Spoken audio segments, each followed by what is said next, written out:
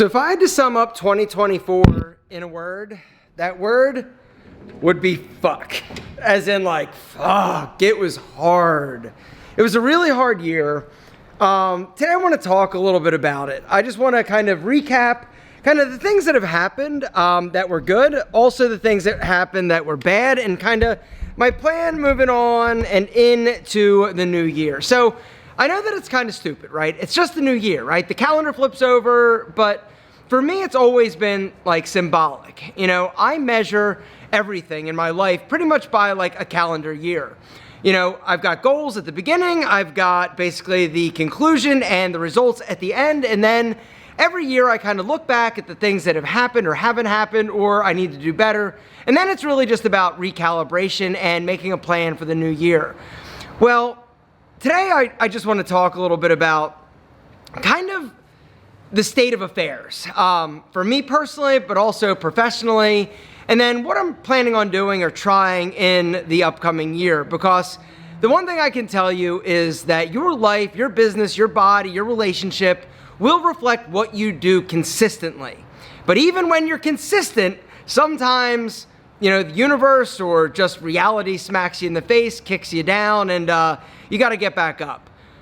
And this year was a really hard year. It wasn't like particularly like bad, like, you know, nothing like catastrophic happened, or the things that were kind of catastrophic we were able to kind of work around, but I didn't meet my goals. A lot of my goals. Some of my goals I met, some of them I didn't, professionally. Some highlights of the year. I finished my dream house. That was like the big thing that I feel like I accomplished this year personally. I was able to complete this house, and we've been here now for about 3 months, and it has been better than I expected, and my wife and I couldn't be any happier. But when I finished it, one of the things that I kind of was struck with was how incredibly emotionally drained I was over doing this. And I didn't realize how much stress it put on me. Yeah, sure, like I knew that it was financially like stressful and hard, but I didn't realize like what a toll that was taking on me and how it affected other aspects of my life. And you know, when I finally got finished with this and I was able to pay cash for it, I don't have a mortgage on it, and then I was able to sell my old house and I got a little bit of money back in the bank personally. It was more than anything, it was just like a relief. It was like, fuck, like that's over. Thank God that is over.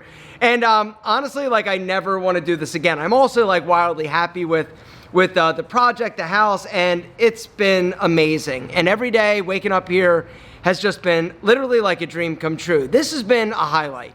But it was also one of the things that made the year really hard, because when you're trying to scrape together a few extra bucks, and in this case, it was a few extra bucks, it's challenging and it's hard. The good news is that I live below my means, and I always have. Ever since I filed bankruptcy, I basically decided, you know what, I'm never going to do that again. I'm never going to be in a position of financial weakness. And so I pay cash for everything, whether or not it's, you know, the salon or this house or the house that I own and I bought for my mom or whatever, I pay cash. I also pay cash for all of my inventory and the things that I do in my business. If I can't afford to do it, I don't do it. And that's just something that I've done for many years. And honestly, I feel like that's one of the things that has made hard years like 2024 a little bit easier, because I wasn't super stressed out about debt or money. Other wins this year. I saw my family a little bit more than I normally do in terms of my aunts and my cousins. Unfortunately, it was not for the best of reasons. We had a family member pass away, but I got to see them a few times this year. Normally, I only see them about once, and it really kind of just crystallizes and solidifies for me just the importance of surrounding yourself and being around family as much as possible. And I know that, you know, that's cliche and everybody talks about it, but this year really kind of painted the picture like, you know what, people are not going to be here forever, and you got to spend the time with the people you love as much as possible. And so it was great. You know, one of the downsides, though, is my dad moved to Italy a year ago.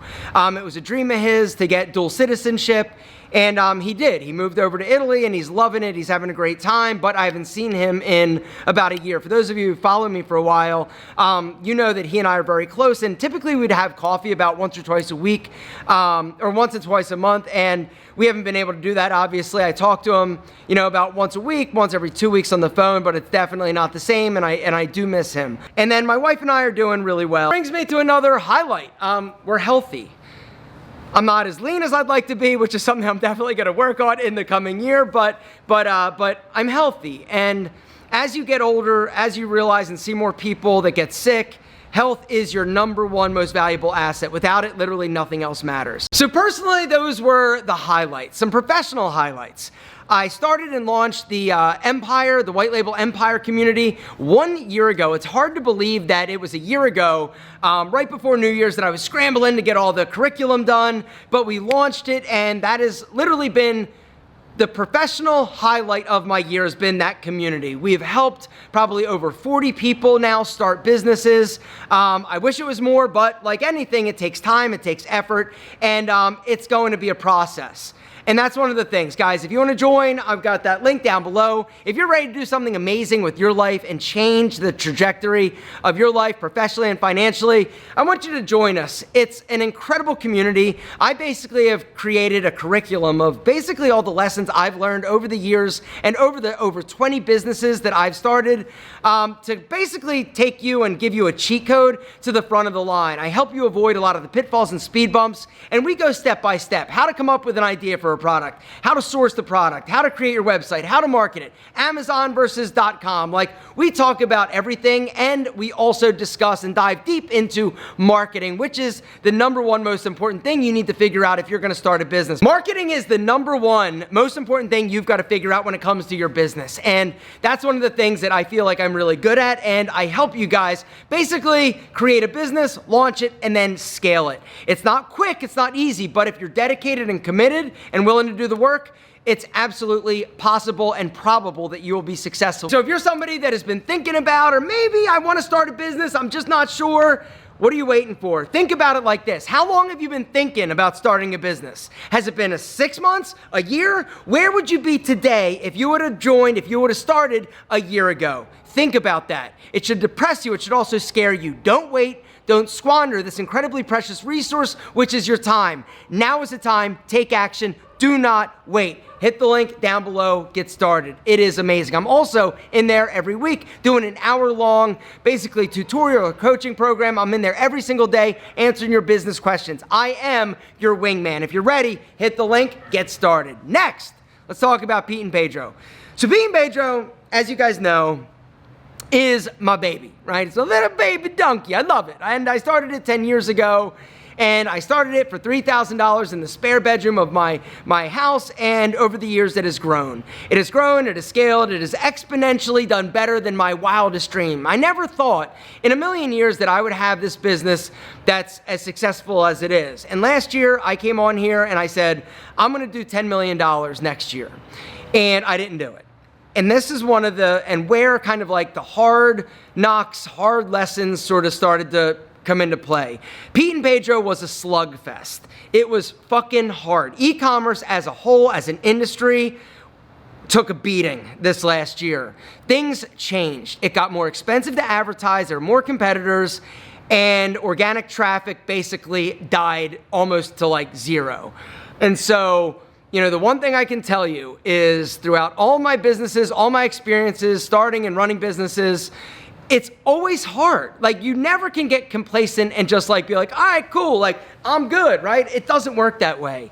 And this year was a way like big didn't work that way, because it was fucking brutal for Pete and Pedro. Everything was hard.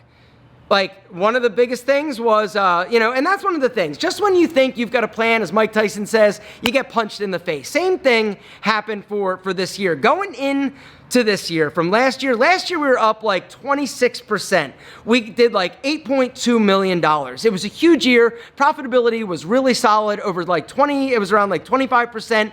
Like, it was great. Things were good. Things were growing. And so going into this year, 2024, we thought, all right, we're just going to ride this wave. Yeah, it's going to be a little bit challenging, but we're going to keep the momentum. And that didn't happen. And the reason, well, there are a few reasons, but one of the main reasons is, like I said, it's gotten more expensive to advertise. Everything's gotten more expensive. Cost of goods sold, more expensive. Shipping, more expensive. Traffic, more expensive. Everything has gotten more expensive and harder. It's caused a lot of these smaller e-commerce businesses to go out of business because they were over leveraged or they didn't operate with the alpha M kind of mantra of pay cash for everything, keep your expenses low and grow slowly, as opposed to try to scale and swing wildly for the fences and just go crazy.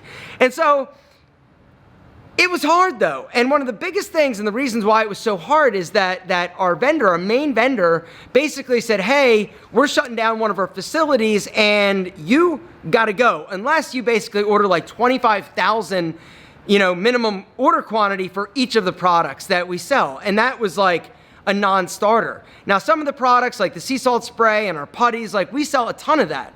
And so we're able to keep them there with the vendor. But this led us to a big problem. We don't have a secondary vendor to make all these other products, these styling products. And so what we had to do was basically start going and sourcing different labs and then having them try to recreate the lab formulas and the formulations and do different things. It was literally a nightmare. From a resource perspective, right, you've only got so much time you can spend in a day to do whatever you need to do. And same thing goes for the rest of your team.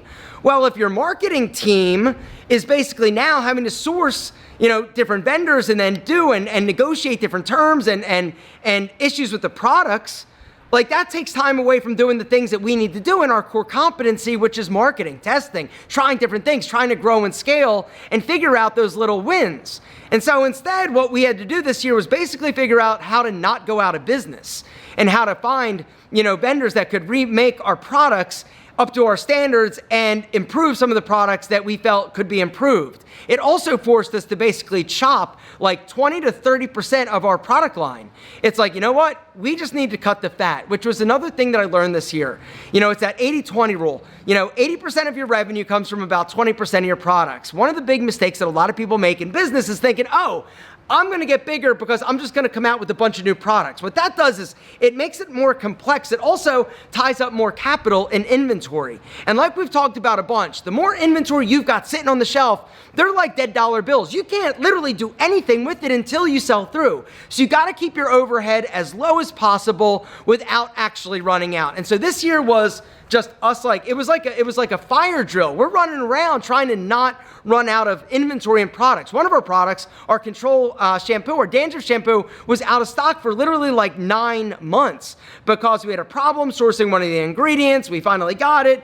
Then they formulated it. They sent it to us. It was too strong. We had to go back to the drawing board. Like it was another one of those like nightmare scenarios. But what's your option? You just fucking show up, you do the work, and you figure it out day by day. It's the Alcoholics Anonymous thing, right?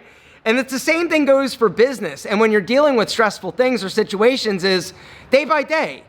And it makes it really difficult to plan for the future. It makes it really difficult to strategize because you're so focused on the things that need to basically be taken care of and the things you need to prioritize. And really that's what it is. This year was a function of prioritization. Where does the energy, where does the resources, where does the money need to be best spent so that we can have the best fighting chance? And so, like I said, we did not hit $10 million. Last year I was like, we're gonna do 10 million. We didn't. I can actually show you what we did. And that's one of the other things that I kind of realized this year is that sometimes just staying even is actually a win. All right, so this year so far, we've got another about a week left. This year so far, we've done 8,571,000, and we got another about week. So we're gonna probably finish around like 8.8 million.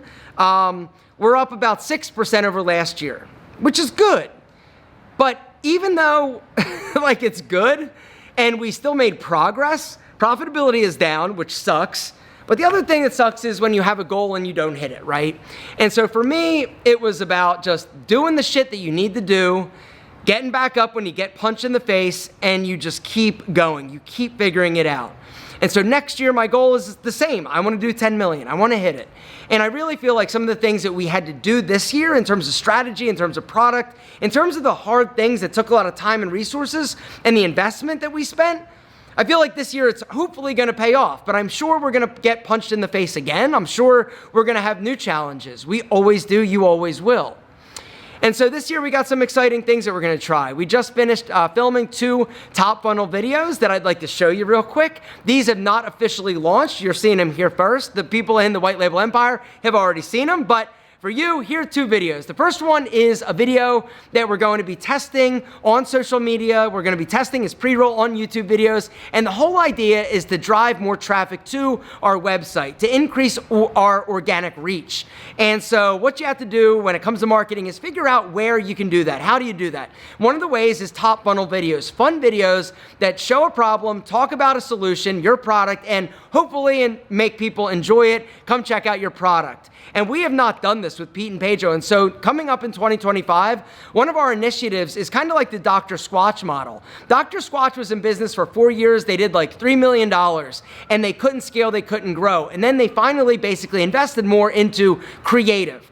And so that's one of the things that we feel we can do and we're really good at Pete and Pedro. We just haven't had the time or the resources or the energy in order to do it. But we just filmed 2 videos, one for ball powder, one for texture powder. We're gonna test them, but we're also gonna film 3 more videos in the next few months. And we're basically gonna just create more videos this year. Our goal is basically a few every 3 months and just keep testing. It's about testing, it's about iterating, and it's about figuring out where you can find those hidden gems, hopefully to hit that big one that really takes your business on and helps you scale to that next level. I've got an idea for sea salt spray that is really funny and includes Poseidon. I'll just leave it there. Anyway, here's the deal, gentlemen. Without any further ado, the 2 commercials that we filmed. Down below, I want to know which one you think is better. First up is texture powder.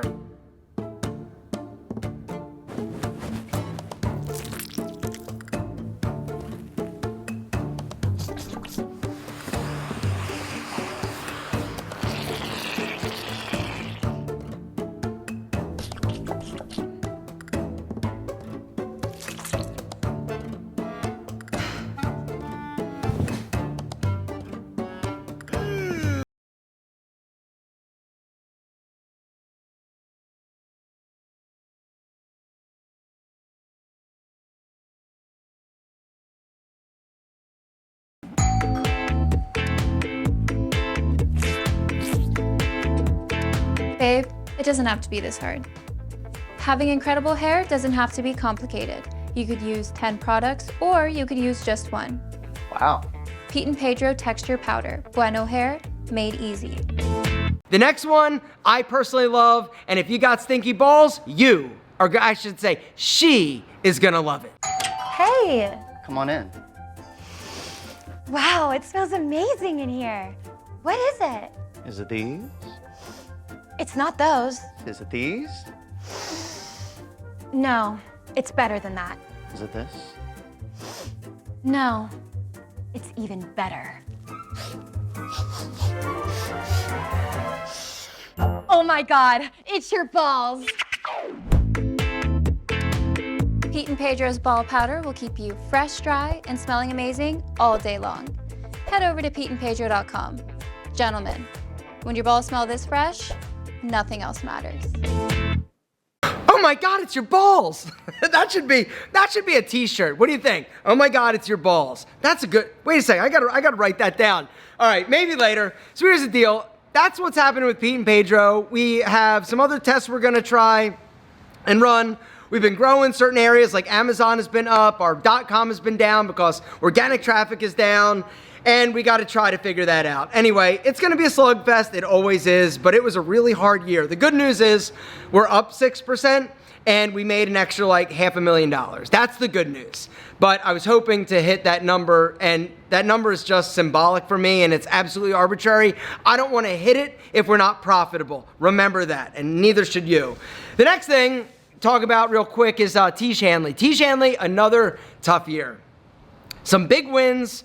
We got into retail. Nordstrom Rack is going to be carrying Tiege Hanley, our entire line, on the shelf all the time. We also did a launch for Christmas and the holiday season with some gift sets that did really well. But once again, it's another slugfest. It was a really hard year. We were up a little bit. Profit wasn't the greatest. And that's one of the things that we really need to figure out this year. And once again, just like with Pete and Pedro, we feel like we invested where we needed to this year in terms of resources, whether or not it's people or products or, creative, that will hopefully in the next year really pay a return on that investment. But our goal is to sell Tees Hanley in 2 years, period. Like, that's it. And so in order to do that, we got to get the top line up a little bit and our profitability up. And there is a road to that. And so we've just got to execute the plan. But the team is incredible. Everybody's working hard. And, Tees is a little rock star. That is my biggest business. The other business I just want to mention that I haven't talked about much is Salon Posta. Had our best year in terms of revenue. It was not an easy year. It was hard. It always is with anything. But the staff is amazing. The stylists are incredible. And it was our first full year without Steven, which makes it, it makes it hard. It gets easier with time, but, he will always be a part of it. He will always, and his presence will always be there. And so just trying to live up to his expectations and standards is what we strive for. And so Courtney, the manager, has been doing an incredible job. Tony, my partner in the salon, has also just been doing a great job. And, that business is really incredible. Beautiful. Salon Posta, we make people feel beautiful and look beautiful and feel good about themselves. So what else can you ask for? If you guys are ever in the Atlanta area or you ever plan to be in Atlanta, why don't you come check it out and possibly get your hair did. Some other bummer things though. My body is not where it needs to be. I need to do better.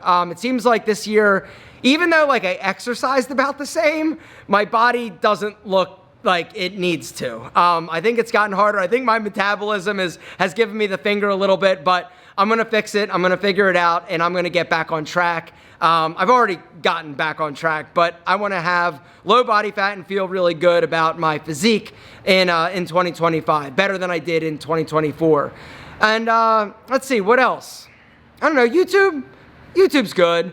I've got a plan for that, and I'm enjoying making content again, which is the most important thing. It's just gonna take time for me to basically right the ship on the Alpha M channel. But I'm seeing signs of life, and more importantly, and most importantly, I'm enjoying the content I'm making again, and that is gonna translate into, better viewership and just me making content that I love. This channel, the last thing I'd like to leave you with, I need to do a better job. Something else that's kind of fallen down.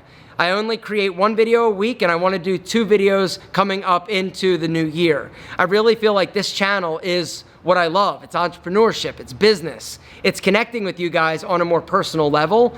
And so if I can do that a little bit more, that's gonna be the goal. And so 2 videos a week coming up. I'm gonna try to release one every Thursday and Sunday, and we're gonna see. Hopefully I can do it. Hopefully one video is more business, one is more personal, and they both though are gonna have a very business-focused entrepreneurial spin, and I hope you guys enjoy them. Guys, that's where I'm gonna wrap things up. 2025, I'm optimistic. I'm cautiously optimistic, but if I've learned anything from 2024, whenever you think things are gonna be good, you're probably gonna get punched in the face. Then you're gonna have to get up. Then you're gonna have to fight it again. So 2025, here we go. Buckle up, bitch, because I'm ready. I see you coming. Last year, I didn't see you. You sucker punched me. You snuck in. This year, I'm ready. And I'm also a little bit tougher than I was last year. So bring it on. We're ready. We're ready to kick your ass.